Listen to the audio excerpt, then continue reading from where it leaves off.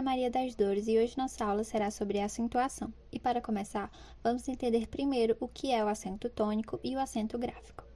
O acento tônico indica a sílaba pronunciada de forma mais intensa e pode ou não aparecer marcado na escrita. O acento gráfico é um auxiliar da escrita e aparece apenas em determinadas palavras. Seu uso obedece a algumas regras.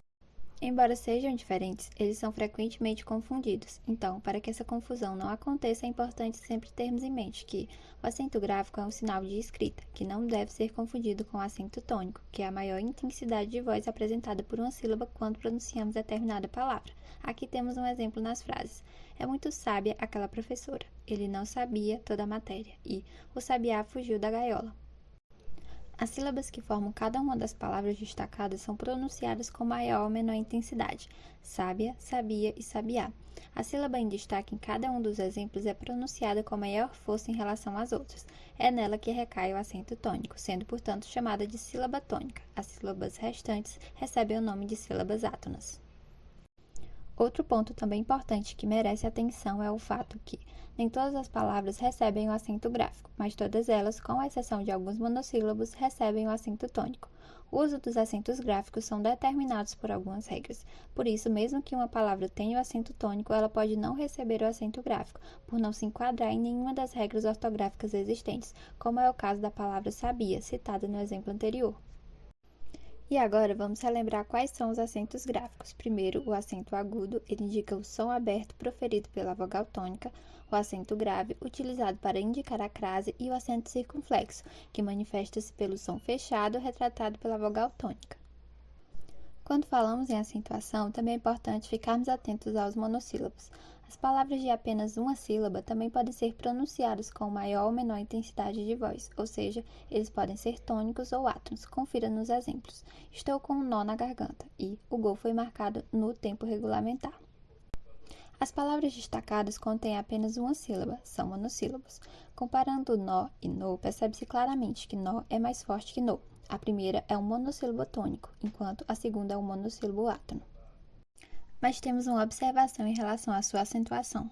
Nem sempre os monossílabos tônicos são acentuados, como é o caso dos pronomes pessoais oblíquos tônicos, presente na frase "ela se referiu a mim". E antes de passar para as regras de acentuação, vamos relembrar a classificação das palavras quanto à posição do acento tônico. Primeiro, temos as oxítonas, que são palavras cuja sílaba tônica é a última, como em abacaxi, alguém e aliás. As paroxítonas são aquelas em que a sílaba tônica é a penúltima, como em açúcar, alcateia e bônus. As proparoxítonas são as palavras cuja sílaba tônica é a antepenúltima, como em acadêmico, ácaro e acústico. Agora, vamos partir para as regras de acentuação para entender quando uma palavra deve ou não receber o acento gráfico, começando com os monossílabos tônicos. Acentua-se graficamente os monossílabos tônicos terminados por a, e e o, como nas palavras chá, má, pé, vem, só e pôs. Portanto, não se acentua monossílabos tônicos como tu, nos, quis, nós e vês. Observações. Monossílabos tônicos formados por ditongos abertos recebem acento, como nas palavras réis, véu e dói. Quando o verbo monossilábico na terceira pessoa do singular termina em e, a terceira pessoa do plural termina com em, agora não mais com acento, e sim com dois s. Os verbos ter e vir recebem acento circunflexo quando escritos na terceira pessoa do plural do presente do indicativo. E agora, o caso dos oxítonos.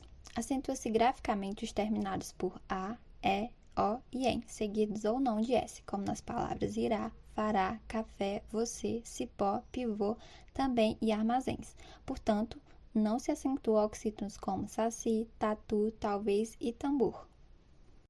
Já os paroxítonos são acentuados quando terminados em i, u, ão e seguidos ou não de s, como em táxi, lápis, bônus, órfão, sótão e álbum, e terminados em r, x, l, n e ps, como em éter, tórax, fácil, pólen e bíceps.